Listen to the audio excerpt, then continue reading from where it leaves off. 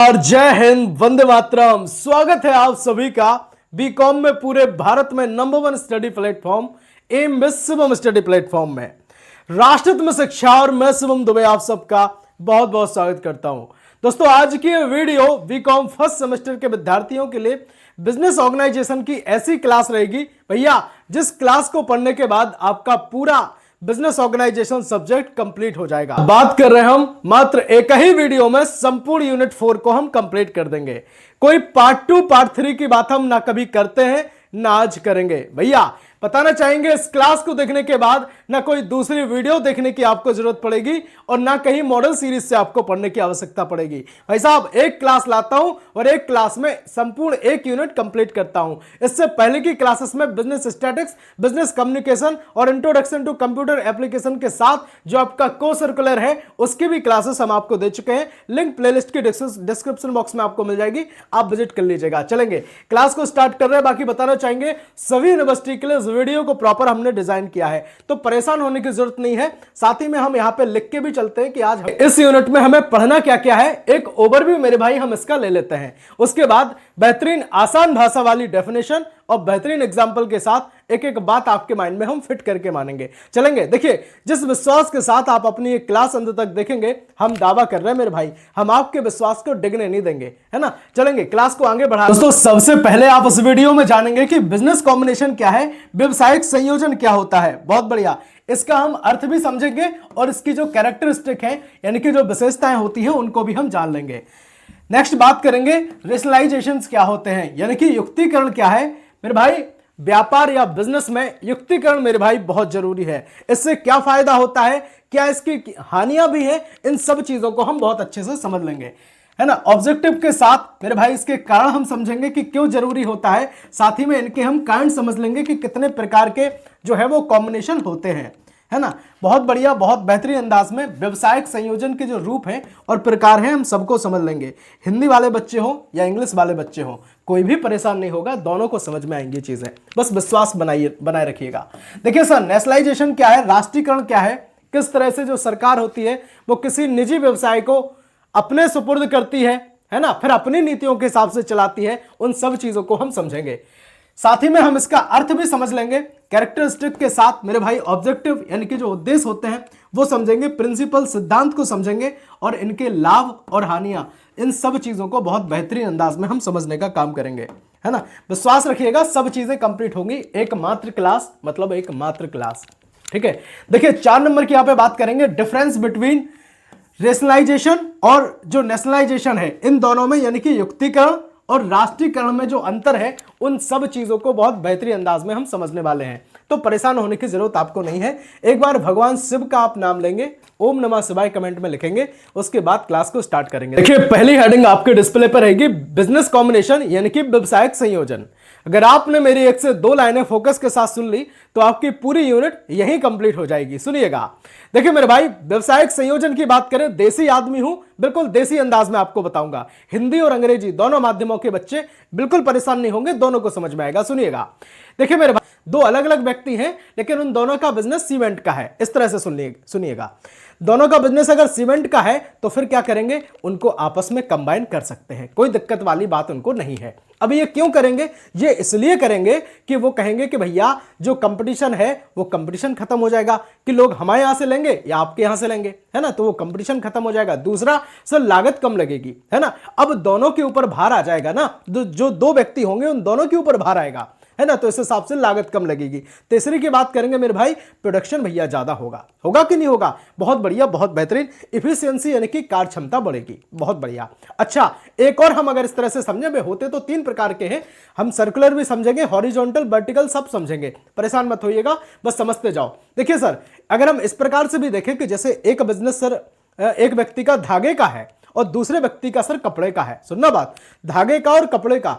अब ये दोनों जो बिजनेस है सर एक दूसरे से रिलेट होना चाहिए। अगर रिलेट ये दोनों बिजनेस कर रहे हैं तो इनको भी हम कंबाइन कर सकते हैं। कंबाइन का सीधा सीधा मतलब होता है कि एक बिजनेस को दूसरे बिजनेस के साथ मर्ज कर देना, जोड़ देना। समझ गए बात, करी समझे, बताओ। उम्मीद करेंगे कि अब आप समझ गए होंगे। अब यहां पे जरा हम डिस्प्ले पे इन चीजों को हम देख लेते हैं तो चीजें और एकदम क्लियर होंगी। देखिए अर्थ से हम इसकी शुरुआत करते हैं।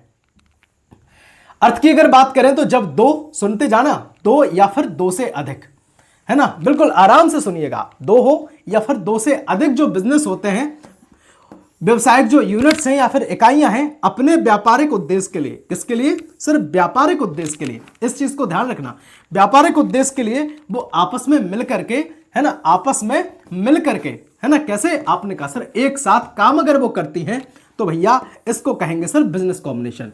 क्या कहेंगे इसको सर बिजनेस कॉम्बिनेशन कहते हैं। हमने एक बात बहुत अच्छे से समझ ली कि जो बिजनेस कॉम्बिनेशन है, व्यापारिक उद्देश्य से दो अलग अलग या फिर दो से अधिक जो बिजनेस यूनिट्स होती हैं, बिजनेस इकाइयां होती हैं, वो आपस में मिलकर काम करती हैं। किस लिए करती हैं? व्यापारिक उद्देश्य से करती हैं। समझ गए? उम्मीद करेंगे कि अब आप समझ गए होंगे। अगर अभी भी बात समझ में नहीं आई, कोई बात नहीं आई ना, कोई बात नहीं सर, हम एग्जाम्पल से समझ लेते हैं तो चीजें एकदम क्लियर होगी। सुनिएगा, देखिए मान लो, है ना, मानने में क्या जाता है बताओ, कुछ जाता है क्या? आपने कहा नहीं जाता है।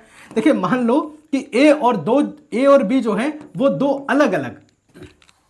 अलग अलग कंपनीज है, ठीक है, ए कंपनी अलग है, बी कंपनी अलग है। बताओ यहां तक दिक्कत? आपने कहा सर नहीं है ना, जो एक ही प्रकार का बिजनेस करते हैं। इस तरह से सुनना, जो एक ही प्रकार का सामान जो है वो बनाती हैं, मतलब ए जो कंपनी है वो भी सर टॉयज बनाती है, ऐसे समझो, और बी कंपनी जो है वो भी सर टॉयज बनाती है। बताओ अब कोई दिक्कत है ना? अब ये भी टॉयज बना रही, ये भी खिलौने बना रहे, तो दोनों ही जब खिलौने बना रहे हैं तो दोनों आपस में, आपने कहा सर समझौता कर सकते हैं, कोई दिक्कत वाली बात नहीं है ना। छाती ठोकते हैं ना जबकि पूरे यूट्यूब पर सबसे दमदार कंटेंट है। फोकस आप बनाइएगा कंटेंट में, दिमाग में जो कंटेंट है अपना, एक एक चीज घुसाने का काम हम करेंगे, बस समझिएगा। बस देखिए सर, समझौता करके अपनी जो प्रोडक्शन है ना, ध्यान रखना, अपना जो उसका प्रोडक्शन है और जो सेल्स है मेरे भाई, उनको बढ़ाते हैं, है ना, यानी कि उत्पादन और जो बिक्री है उन गतिविधियों को एक साथ कर देते हैं। तो इससे क्या होगा कि इससे बिक्री बढ़ेगी, सेल्स भी बढ़ेगी, प्रोडक्शन भी बढ़ेगा और लागत जो है वो घटेगी,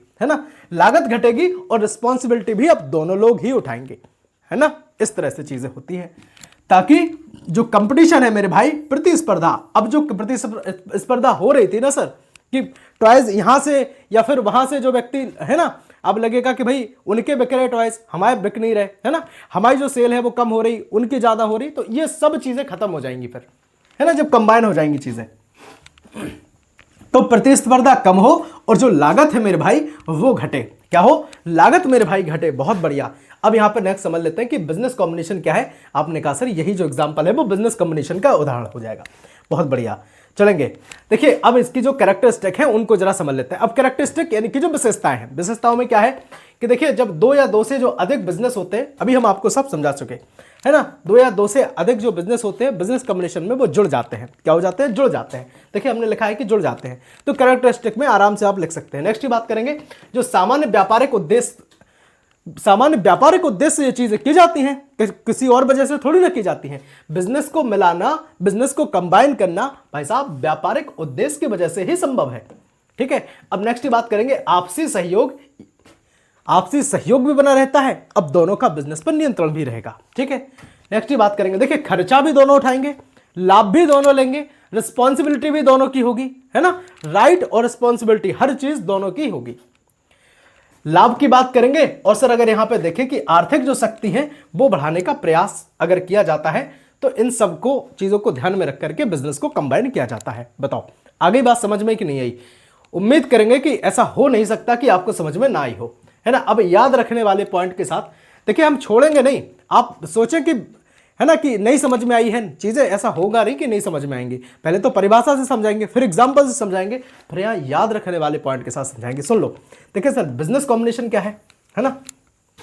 बिजनेस कॉम्बिनेशन होता है कि बिजनेस का व्यापारिक उद्देश्य से एक साथ हो जाना, एक साथ मिल जाना। क्या हो जाना? एक साथ सर मिल जाना। बहुत बढ़िया, बहुत बेहतरीन। उम्मीद करेंगे कि आप बहुत अच्छे से समझ गए होंगे। चलेंगे, नेक्स्ट स्लाइड आपके लिए रहेगी, है ना। एक बार कमेंट सेक्शन में ओम नमः शिवाय आप लिख दीजिएगा, नहीं लिखा है तो फिर गलत बात है, ईमानदारी से। और वीडियो अच्छा लग रहा हो, अभी तक हेल्पफुल लग रहा हो, ईमानदारी के साथ, है ना, बेईमानी नहीं करनी है। गुरु दक्षिणा का काम आपका एक लाइक मेरे भाई कर जाएगा, तो एक बार ईमानदारी से मेरे भाई लाइक कर दीजिए, है ना, ईमानदारी से। चलेंगे, अब क्लास को आगे बढ़ाते हैं। देखिए उम्मीद करेंगे कि आपने लाइक भी किया होगा, है ना। देखिए रेशनलाइजेशन क्या है, युक्तिकरण क्या है, इसको जरा समझते हैं। देखिए रेशनलाइजेशन की बात करें, युक्तिकरण की बात करें, तो आप कोई भी बिजनेस आप कर लो, बिना युक्ति के अगर आप वो बिजनेस करेंगे तो मैं कहूंगा कि भैया चौपट हो जाएगा, है ना। आपने वो कहावत सुनी होगी, अंधेर नगरी चौपट राजा वाली, सुनी कि नहीं सुनी बताओ। तो अगर जो राजा है कब चौपट होगा, जब अपनी नगरी में अंधेर बचा देगा। अब ये कैसे बना देगा अंधेर, है ना। तो आप सब चीज़ें समझते हैं, वो टॉपिक हम यहाँ पे मतलब नहीं पढ़ेंगे। अब यहाँ पे इसकी बात कर लेते हैं। देखिए युक्तिकरण की हम बात करें, युक्तिकरण क्या होता है। आपने कहा सर युक्तिकरण जो होता है, अगर हम कोई भी बिजनेस करते हैं वो अगर प्लानिंग के साथ करते हैं, नई नई टेक्नोलॉजी के साथ करते हैं, पुरानी मशीनों को छोड़कर नई नई मशीनें हम लाते हैं, कुशल जो है वो श्रमिक लाते हैं, अच्छे एम्प्लॉयज़ हम लगाते हैं, तो हमारा जो बिजनेस है सर दिन दोगुना रात चौगुना चमकेगा, है ना। ये सब आप बात जानते हैं, कोई ऐसी दिक्कत वाली बात नहीं है, चलेंगे। देखिए मीनिंग इसका हम अर्थ समझ लेते हैं, ठीक है। बाकी चीज़ें तो हम बता भी चुके हैं, अब यहाँ पे थोड़ा सा देख लेते हैं। देखिए जब बिजनेस जो है यानी कि जो व्यवसाय है उसमें उपलब्ध सर जो रिसोर्सेस है ना, उसके जो संसाधन हैं उनका सही उपयोग करो, है ना। सही उपयोग और वैज्ञानिक तरीके से। आप कहेंगे वैज्ञानिक तरीका क्या होता है। वैज्ञानिक तरीका होता है सर क्रम से, सिक्वेंस से, बहुत बढ़िया प्लानिंग के साथ, बढ़िया अच्छे तरीके से, है ना। उसी को तो बोलते हैं वैज्ञानिक ढंग से। उपयोग करके जो हम काम करते हैं, है ना, उपयोग करके जो प्रोडक्शन करते हैं, उत्पादन करते हैं, उनको उत्पादन को सर बढ़ाना, है ना। और जो कॉस्ट है यानी कि जो लागत है उसको कम करना, ठीक है। यही जो है वो सर रेशनलाइजेशन कहा जाता है। इसी को कहते हैं सर युक्तिकरण। अच्छा देखिए आपकी अगर युक्ति है, सुनना, युक्ति आपकी है और आपकी युक्ति से सर उत्पादन जो है वो बढ़ा नहीं, सुनना बात, उत्पादन आपकी युक्ति से बढ़ा नहीं और ना ही भैया आपकी जो लागत है वो कम हुई, तो आप फिर बताओ क्या कर रहे हैं, है ना। इससे अच्छा आप युक्ति बनाओ ही ना फिर, ठीक है। चलेंगे, बहुत बढ़िया। एग्जाम्पल के साथ समझ लेते हैं तो चीज़ें और क्लियर होंगी। देखिए एक फैक्ट्री यानी कि जो कारखाना है उसमें पुरानी मशीनों की वजह से क्या था, उत्पादन कम हो रहा था, है ना। अब पुरानी मशीनें लगी होंगी तो जाहिर सी बात है कि उत्पादन कम ही होगा, बताओ। अब क्या किया गया, और जो खर्चा है मेरे भाई वो ज़्यादा हो रहा था, है ना, खर्चा ज़्यादा हो रहा था। अब क्या किया गया, आपने कहा कि भैया जब खर्चा ज़्यादा हो रहा है पुरानी मशीनों से, है ना, तो फिर हटाओ उनको। तो फैक्ट्री में क्या हुआ सर, नई और जो अधिक एफिशिएंट मशीनें हैं वो लगाई जाती हैं, जिससे कम समय में, है ना, ध्यान रखना समय भी कम, ठीक है, समय भी कम, कम समय में ज़्यादा से ज़्यादा जो है उत्पादन होने लगता है। और जो कॉस्ट है ना, जो आपकी कॉस्ट है यानी कि जो आपकी लागत है वो भी सर कम हो जाती है। समझ गए कि नहीं समझे। अब बताओ यहाँ तक दिक्कत आप कहेंगे हो ही नहीं सकती, है ना। इससे पहले की क्लासेस में आपको बताना चाहूँगा, बिजनेस स्टैटिक्स और बिजनेस ऑर्गेनाइजेशन की पूरी पढ़ा चुके हैं हम सारी यूनिट। बिजनेस स्टैटिक्स की भी शायद सारी यूनिट करा चुके होंगे, अगर आप बाद में ये वीडियो देख रहे होंगे तब तक सारी आ चुकी होंगी, या फिर अगर एक आध रह गई होगी तो उसको भी हम कंप्लीट कर लेंगे। बिजनेस कम्युनिकेशन की भी 2 या 3 यूनिट हम कंप्लीट करा चुके हैं। भैया परेशान मत हो ना, प्रैक्टिस सेशन भी हम करेंगे, है ना, प्रैक्टिस सेट भी लगाएंगे, साथ ही में हम आपको मैराथन भी देंगे, परीक्षा के लिए एकदम तैयार करके आपको पहुंचाएंगे, है ना। नोट्स वगैरह चाहिए तो फिर आप उसके लिए भी हम आपसे बात करेंगे। अभी थोड़ा सा पढ़ लो, है ना, अभी थोड़ा सा पढ़ लीजिए। देखिए ये क्या होते हैं, आपने कहा सर यही रेशनलाइजेशन होता है, इन चीज़ों को हम समझ रहे हैं। नेक्स्ट की बात करेंगे ऑब्जेक्टिव, इसके उद्देश्य जरा समझ लेते हैं। युक्तिकरण के क्या उद्देश्य हैं, उद्देश्यों को समझिएगा। अब सीधे सीधी बात करें, हम जो काम करते हैं, युक्ति हम बनाते हैं, तो हमारा पहला सीधा टारगेट रहता है कि भैया जो लागत है वो कम हो जाए, है ना। लागत है हमारी, जो कॉस्ट हम जिस काम में लगा रहे हैं वो हमारी लागत कम से कम लगे। अब लागत कम लगे, साथ ही में प्रोडक्शन ज़्यादा हो, उत्पादन बढ़ जाए। कंपनी क्या करेगी, कम लागत में ज़्यादा चीज़ें निकालने की कोशिश करेगी ना, तो वो चीज़ है। अब जो संसाधन है, रिसोर्सेज हैं, उसमें हैं, पहले से लगे हैं, उनका बेहतर उपयोग करो। अब बेहतर उपयोग आप कह रहे होंगे सर ये क्या बात कर रहे हैं। देखिए स्पेस पड़ा है ना। अब मशीनों का जो लेआउट है वो आपने, मतलब जो प्लांट लेआउट की बात करें, उसको आपने फिक्स अच्छे से नहीं लगाया। सब चीज़ें, स्पेस कहाँ है, कहीं पे आपने बहुत ज़्यादा हौच पौच मचा रखा है ना, सब चीज़ें। तो वो सब चीज़ों की हम यहाँ पे बात कर रहे हैं। तो रिसोर्सेज जो संसाधन हैं उनको बेहतर उनका उपयोग हो। नेक्स्ट बात करेंगे एफिशिएंसी यानी कि कार्यकुशलता बढ़ाना, है ना। जो वेस्टेज हैं, अपव्यय हैं, उनको कम करना, ठीक है। याद रखने वाली चीज़ में थोड़ा सा हम यहाँ पे समझ लेते हैं कि जो रेशनलाइजेशन है, ठीक है, जो रेशनलाइजेशन है मेरे भाई, वो कम लागत और अधिक उत्पादन, ध्यान रखना, दोनों ही चीज़ों को याद रखना। लागत भी सर कम, ठीक है, कम लागत लगे और उत्पादन भी मेरे भाई कैसा हो, आपने कहा सर ज़्यादा हो, है ना, प्लस में बेहतर एफिशिएंसी मिले, ठीक है, बेहतर एफिशिएंसी मिले और रिसोर्सेज का बेहतरीन उपयोग हो। समझ गए। तो इन सब चीज़ों को हम क्या कहते हैं, आपने कहा सर युक्तिकरण कहते हैं। बात समझ में आ गई हो, बात अगर समझ में आ गई हो तो एक बार लिख जरूर देना कि बाकी समझ में आपको आ रहा है ना। किस सब्जेक्ट की चाहते हैं नेक्स्ट क्लास आप, वो भी आप हमें बता देंगे, हम आप सबके कमेंट के रिप्लाई करते हैं, तो परेशान होने की जरूरत मैं कहूँगा है ही नहीं। बात करेंगे तीसरे पॉइंट की। देखिए कॉजेज ऑफ रेशनलाइजेशन की बात करेंगे, युक्तिकरण के कारण क्या है। अब देखिए युक्तिकरण जो होता है क्यों हमें जरूरी है ना। अभी आपने इतनी बात समझ ली कि भैया प्रोडक्शन बढ़ाने के लिए, लागत कम करने के लिए, इफिशियंट चीज़ों को करने के लिए। नेक्स्ट आपने समझा कि क्या समझा उसमें आपने कि जो संसाधन है उसमें उसको हम बढ़िया वैज्ञानिक तरीके से उनका उपयोग करें, है ना। तो इनके क्या कारण हो सकते हैं जरा इनको भी हम समझ लेते हैं। देखिए बिजनेस में रेशनलाइजेशन की जो जरूरत है मुख्यतः इन कारणों से होती है। अब देख लेते हैं किन कारणों से होती है। पहली चीज की बात करेंगे सर, हाई कॉस्ट, अधिक लागत। अब अधिक लागत की वजह से क्या, लागत बहुत ज़्यादा होने पर, है ना, लागत बहुत ज़्यादा होने पर भी उसे कम करने के लिए मेरे भाई किसकी जरूरत पड़ती है, आपने कहा सर रेशनलाइजेशन की जरूरत पड़ती है। नेक्स्ट की बात करेंगे लो प्रोडक्टिविटी। अब देखिए उत्पादकता कम है, उत्पादन कम है, तो कम उत्पादन को बढ़ाने के लिए, किसके लिए, आपने कहा सर कि उत्पादन को हम बढ़ाएंगे और जो कॉस्ट है हमारी उसको हम कम करेंगे।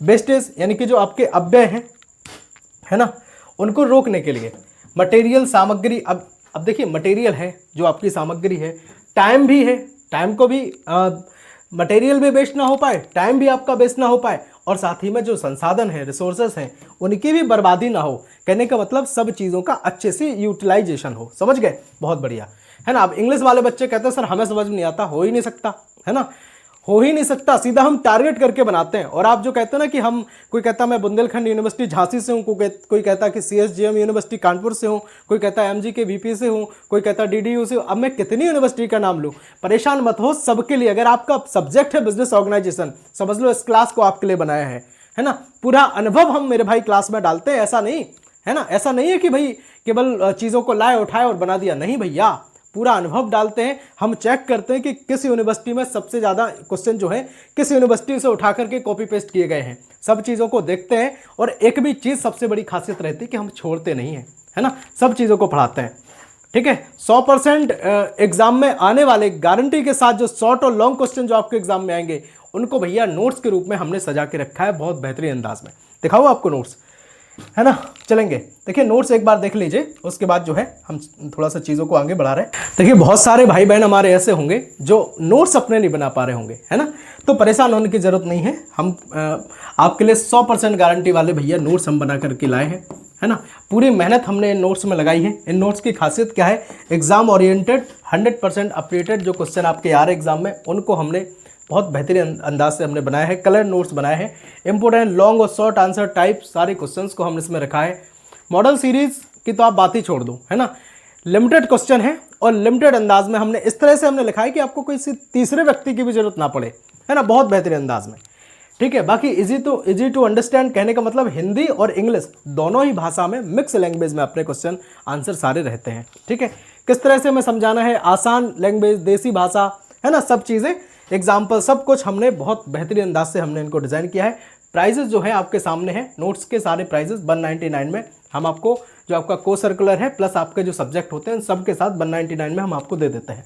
ठीक है, बाकी जो वीडियो लेक्चर के साथ, है ना, सारे प्राइस आप देख लें। बाकी 92 36 32 63 96 इस नंबर पर आप हमें व्हाट्सएप कर सकते हैं नोट्स के लिए। चलेंगे अब क्लास को थोड़ा सा हम आगे बढ़ा रहे हैं। ठीक है, क्लास को अब आगे बढ़ा रहे हैं। बाकी आप जो भी है नोट्स का अपना देख लीजिए, है ना, खुद अगर आप बना सकते हो तो खुद बना लो, नहीं बना पा रहे तो कोई दिक्कत वाली बात नहीं है। देखिए 4 नंबर की बात करेंगे, कंपटीशन यानी कि प्रतिस्पर्धा। देखिए बाजार में जो कंपटीशन है यानी कि प्रतिस्पर्धा है उसका जो सामना है उसको करने के लिए मेरे भाई क्या किया जाता है, आपने कहा सर रेशनलाइजेशन किया जाता है। समझ गए कि बात, नहीं समझे? अब एग्जाम्पल से समझ लो, अगर नहीं समझ में आया तो सबको समझ में आ जाएगा। देखिए एक फैक्ट्री में क्या है, पुरानी मशीनों के कारण उत्पादन कम हो रहा था, है ना, उत्पादन कम हो रहा था, लागत ज़्यादा लग रही थी, है ना, बिजली तथा जो मेंटेनेंस है उनका रख रखाव का खर्च सब कुछ ज़्यादा था। अगर आप युक्ति नहीं बनाएंगे तो होगा ही, बिना युक्ति के आप काम करेंगे तो सब चीज़ें क्या है आपकी बेकार हो जाएंगी। इसलिए फैक्ट्री में क्या हुआ, आपने कहा भैया नई मशीनों की ज़रूरत है, युक्ति के साथ नई मशीनें लाई गई, उनको लगा करके कॉस्ट लागत जो है उसको कम किया गया, प्रोडक्शन को बढ़ाया गया सर, है ना, इफिशियंसी बढ़ाई गई। चलेंगे नेक्स्ट, याद रखने वाली जो चीज़ है इसमें हम जरा समझ लेते हैं कि देखिए रेशनलाइजेशन जो होता है उसकी ज़रूरत अगर देखें तो लागत कम करने के लिए, साथ ही में उत्पादन को अधिक करने के लिए, और जो अपव्यय हैं, है ना, अब अपव्यय किन किन चीज़ों का हो सकता है, अभी हम लोगों ने समझा था, किन किन का सर, मटेरियल का, है ना, किन किन का अपव्यय सर? मटेरियल का अपव्यय, ठीक है, मटेरियल का अपव्यय। दूसरी बात करेंगे कि भैया जो समय है, समय का अपव्यय है ना, तमाम चीज़ें हैं, उन सब का अपव्यय जो है वो रोकने के लिए क्या किया जाता है? रेशनलाइजेशन प्रोसेस की जाती है। एक बार कमेंट में ओम नमः शिवाय अगर नहीं लिखा है तो भाई साहब ईमानदारी से लिख दो, ठीक है।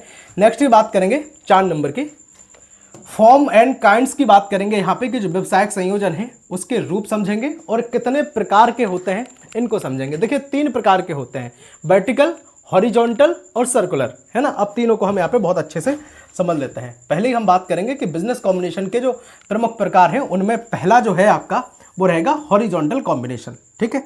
हॉरिजॉन्टल कॉम्बिनेशन के बारे में समझिएगा। इसको हिंदी में कहते हैं सर क्षैतिज संयोजन। क्या कहते हैं? क्षैतिज संयोजन कहते हैं। देखिए एक ही प्रकार के, अब यहां से समझेंगे हॉरिजॉन्टल में क्या है, एक ही प्रकार के। अब देखिए एक ही प्रकार के कैसे? जैसे एक व्यक्ति का खिलौने का बिजनेस है, दूसरे व्यक्ति का भी खिलौने का बिजनेस है। अब दोनों के जब एक ही प्रकार के खिलौने के बिजनेस हैं, टॉयज ही दोनों बनाते हैं, तो फिर क्या है? कंबाइन कर सकते हैं। अब दोनों ही बिजनेस जो है वो सीमेंट के हैं, ठीक है, तो फिर कंबाइन कर सकते हैं। तो एक ही प्रकार का जो व्यवसाय है, ध्यान रखना, एक ही प्रकार का जो व्यवसाय है उसको करने वाली जो मिलकर के क्या है कंबाइंड जो कंपनीज करती हैं, ठीक है, जो मिलाकर के चीज़ें होती हैं उनको कहते हैं सर हॉरिजॉन्टल। क्या कहते हैं? आपने कहा हॉरिजॉन्टल बिजनेस कहा जाता है। बहुत बढ़िया, एग्जाम्पल के साथ समझ लीजिएगा, ठीक है। देखिए एग्जाम्पल के साथ समझ लेते हैं कि 2 अलग अलग, सुनना, सीमेंट कंपनी, अब ध्यान रखिए कंपनी तो अलग अलग है लेकिन है सीमेंट वाली ही दोनों, है ना। दोनों सीमेंट वाली कंपनीज हैं, वो क्या करती हैं? आपस में मिल जाती हैं, तो उनको कहेंगे सर कि जो कंबाइन हुआ है वो उसको हॉरिजॉन्टल कंबाइन कहेंगे। नेक्स्ट ही बात करेंगे कि वर्टिकल कॉम्बिनेशन क्या है, ऊर्ध्वाधर जो संयोजन है वो क्या है? देखिए उत्पादन की जो अलग अलग जो अवस्थाएं हैं उनसे जुड़े जो बिजनेस का मिलन है उनको कहा जाता है वर्टिकल कॉम्बिनेशन। अब वर्टिकल में आप कहेंगे कि अलग अलग कैसे, किस प्रकार से आप कह रहे हैं? देखिए जैसे मेरे भाई एक कंपनी रॉ मटेरियल का काम करती है ना। अब जैसे बाइक में यूज़ होते हैं जो चीज़ें, साइलेंसर यूज़ होती है ना, गियर बक्स होता है यूज़, है ना, मैं कहूँगा कि क्लच यूज़ होता है। तो एक जो कंपनी है वो इन सब चीज़ों को बनाती है और दूसरी जो है वो सीधा फाइनल प्रोडक्ट बना करके देती है। तो इन दोनों को कंबाइन कराया जा सकता है ना। एक क्या है, रॉ मटेरियल कच्चा बनाए और दूसरा जो है उसी को फाइनल प्रोडक्ट यानी कि अंतिम उत्पाद बना करके जो है वो आगे कर दे। तो इन दोनों का भी जो कॉम्बिनेशन है मेरे भाई आसानी से हो सकता है, इसको कहेंगे सर वर्टिकल कॉम्बिनेशन, है ना। जो चीज़ें आपको बहुत एकदम हार्ड लगती होंगी ना, बिल्कुल आसान भाषा से, बिल्कुल देसी अंदाज में एक एक चीज़ आपके माइंड में फिट कर देंगे। फोकस बनाना आपका काम, मैंने स्टार्टिंग में ही कहा था, फोकस आपका काम, समझाना मेरा काम। बहुत लोग होते हैं बीच में ही वीडियो को छोड़ के चले जाएंगे, अब पता नहीं कौन सी हेडिंग जो है, कौन सा क्वेश्चन आपके एग्जाम में आ जाए, बस फोकस बनाओ यार, सुनते जाओ। देखिए सर्कुलर कॉम्बिनेशन क्या है? अब देखिए चक्रीय संयोजन क्या है? अब 2 तो आपने समझ लिए। चक्रीय संयोजन ऐसा होता है कि जब अलग अलग प्रकार के जो बिजनेस हैं, लेकिन ध्यान रखना आपस में रिलेट करनी चाहिए, आपस में इस प्रकार जुड़ने चाहिए, इस प्रकार कि उनके जो प्रोडक्ट्स हैं यानी कि उत्पाद हैं एक दूसरे से संबंधित हों। ध्यान रखना एक दूसरे से संबंधित होने चाहिए। अब आप कहेंगे कैसे? कोई बात नहीं, एग्जाम्पल से समझिएगा।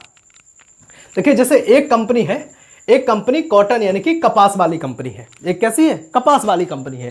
अच्छा, और जो दूसरी कंपनी है मेरे भाई वो यार्न वाली है यानी कि धागा वाली कंपनी है। और तीसरी जो है सर वो सीधी मैंने कहा सर कपड़ा वाली कंपनी है। किसकी है? कपड़ा वाली सर कंपनी है, ठीक है, क्लॉथ वाली, कपड़े से संबंधित है। और अब बताओ जब तीनों ही एक ही है, कोई कॉटन वाली है, कोई यार्न वाली है और कोई कपड़े वाली है, तो भी है तो ना चीज़ें एक ही प्रकार की, तो कोई दिक्कत नहीं है, इनको हम कंबाइन कर देंगे तो इनको कहेंगे सर सर्कुलर कॉम्बिनेशन। क्या कहेंगे? सर्कुलर कॉम्बिनेशन इनको हम कहेंगे। बहुत बढ़िया, याद रखने वाली चीज़ में थोड़ा सा हम यहाँ पे समझ लेते हैं। देखिए हॉरिजॉन्टल, अब एक एक चीज़ समझ लीजिए। हॉरिजॉन्टल आपने कहा सर समान व्यवसाय, एक जैसा बिजनेस कैसा सर? सीमेंट वाला, है ना। कैसा? आपने कहा सर 2 जो अलग अलग कंपनियां हैं दोनों का ही बिजनेस सर सीमेंट का है, ठीक है, तो इनको कंबाइन कर सकते हैं। एक का टॉय का है, ठीक है, एक का टॉयज का है, दूसरा का भी सर टॉयज का है, ठीक है, तो इनको क्या है आप कंबाइन कर सकते हैं। नेक्स्ट की बात करेंगे sir vertical combination. Vertical combination क्या होता है? जो उत्पादन की अलग अलग मैंने कहा अवस्थाएं हैं। अब कैसी अलग अलग अवस्थाएं बता चुका हूं मैं।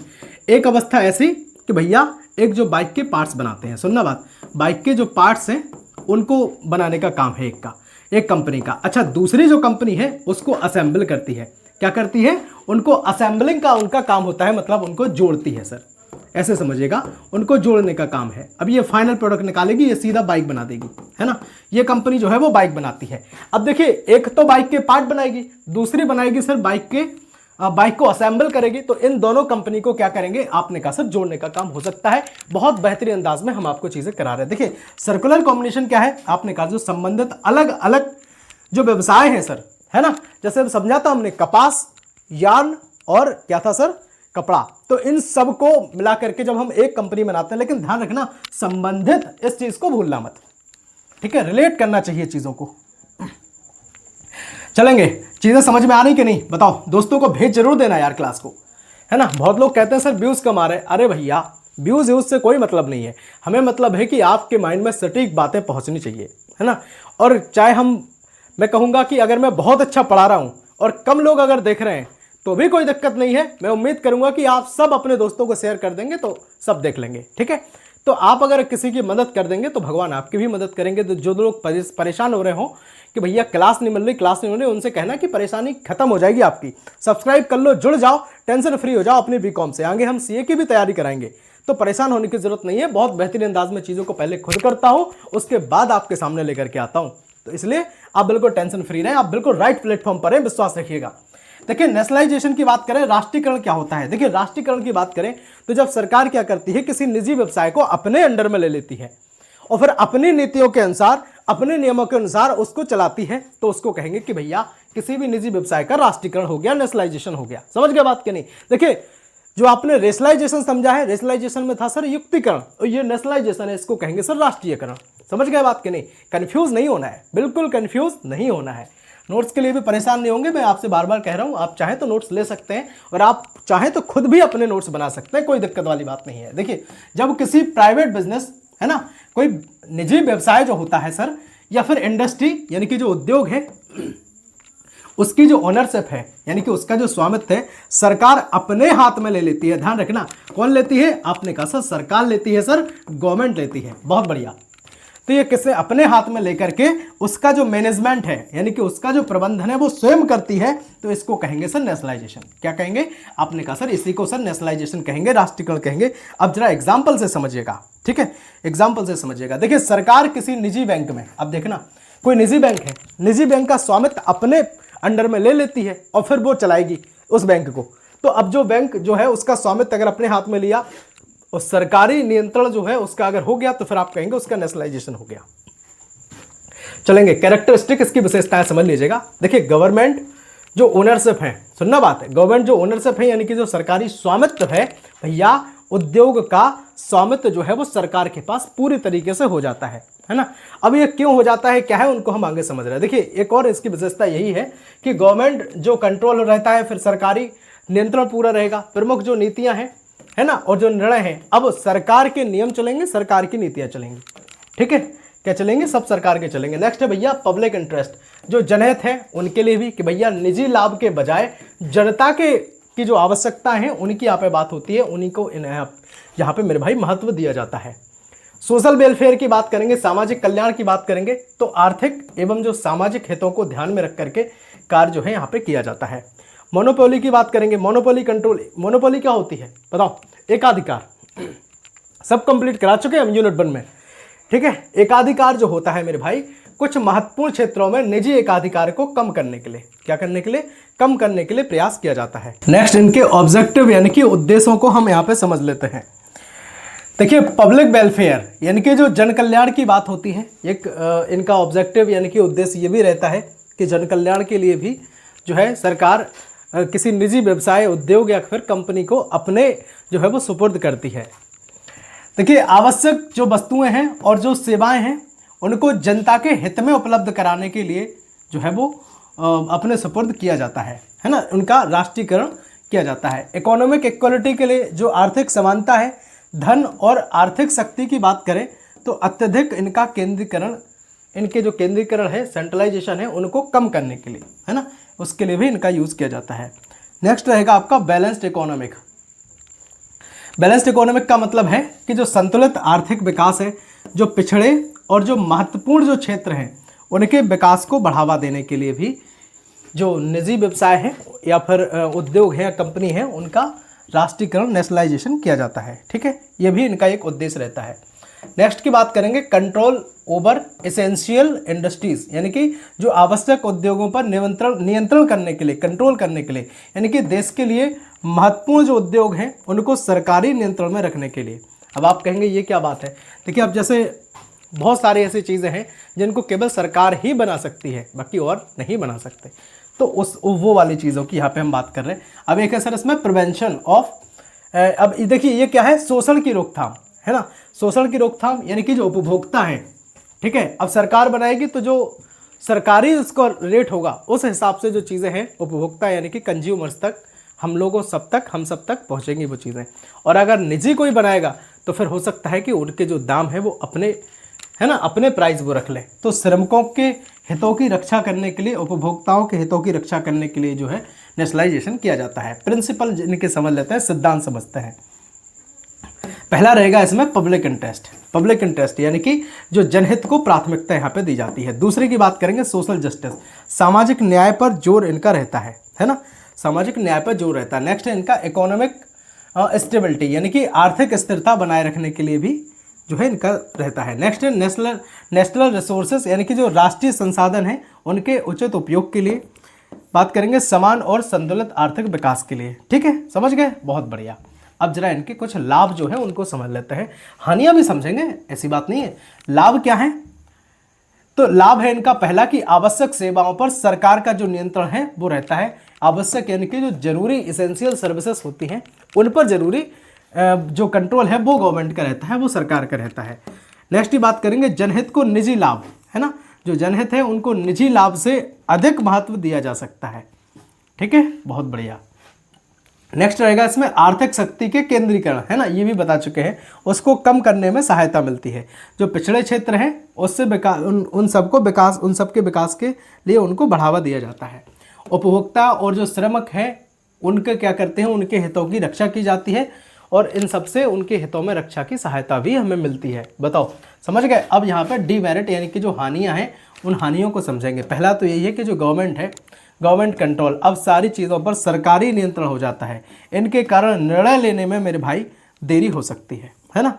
अब जब सरकारी में तो फिर यही होता है ना, पूरी राजनीति सारी व्यवस्थाएं वही होंगी, तो फिर निर्णय लेने में देरी हो सकती है। नौकरशाही, नौकरशाही के कारण क्या है, कार्य कुशलता प्रभावित हो सकती है। अब इसमें तो यही होता है कि भाई सब काम कर रहे हैं ना, अब कहते हैं सरकारी पुल है वो बन रहा है ना। आज के समय पे चीज़ें अगर सही हो रही हैं तो भैया, है ना, अगर सही हो रही हैं तो हम ये कहेंगे कि बहुत अच्छी बात है कि सही हो रही। ठीक है, और अपने प्यारे भारत में तो हम देखें कि भाई हमें लगता है कि बहुत सारी चीज़ों में सुधार की आवश्यकता है। ठीक है, अब इस टॉपिक को हम रहने देते हैं, आगे ही बढ़ाते हैं। देखिए यहाँ पे बात करेंगे जो कंपटीशन है, प्रतिस्पर्धा है, उसको कम करने के लिए भी, कम होने से जो एफिशिएंसी है, कार्यकुशलता है, वो घट सकती है। राजनीति हस्तक्षेप की संभावना रहती है। अरे सरकारी काम में राजनीतिक हस्तक्षेप नहीं होगा तो कहाँ होगा बताओ, सरकारी कामों में राजनीतिक हस्तक्षेप तो होगा ही। चलेंगे, बहुत बढ़िया। घाटे वाले जो सरकारी उपक्रम हैं उनका भार सरकार पर पड़ सकता है ना। कुछ ऐसे भी तो होंगे जो घाटे वाले सरकारी उपक्रम होंगे। ठीक, उम्मीद करेंगे कि हमने सब कुछ समझ लिया होगा, बचा कुछ नहीं है। एक फाइनल चेकलिस्ट हम आपके लिए लाए हैं, आप देख लीजिए। Business combination, meaning, characteristics, rationalization, इनके अर्थ, ऑब्जेक्टिव, ये सब चीज़ें हम समझ चुके हैं। फॉर्म, काइंड, बिजनेस कितने प्रकार के हैं, नेशनलाइजेशन क्या है, उनका अर्थ, विशेषताएं सब समझी हमने, है ना। प्रिंसिपल, मेरिट, डिमेरिट, सब चीज़ों को भैया हम बहुत अच्छे से समझ भी चुके हैं। आप बताओ चीज़ें समझ में आई कि नहीं आई, है ना। तो इस तरह से अगर हम देखें तो संपूर्ण यूनिट 4 को हमने भैया कंप्लीट कर लिया है, कुछ भी नहीं बचा है। बताओ क्लास अच्छी लगी या नहीं लगी, एक बार हमें कमेंट में ज़रूर बताना। और अगर नोट्स चाहिए तो नोट्स के लिए आप हमें मैसेज कर सकते हैं, 92 36 32 63 96 इस नंबर पर मैसेज कर सकते हैं। नेक्स्ट क्लास जो है वो हमें लानी है बिजनेस स्टैटिक्स की, और आप बाद में अगर ये वीडियो देख रहे होंगे तो तब तक हो सकता है सारी क्लास आ चुकी होंगी, तो परेशान होने की जरूरत नहीं है। प्लेलिस्ट बनी हुई है, आप आराम से एक एक करके क्लास देख सकते हैं। एक क्लास में हम एक यूनिट कंप्लीट कराते हैं।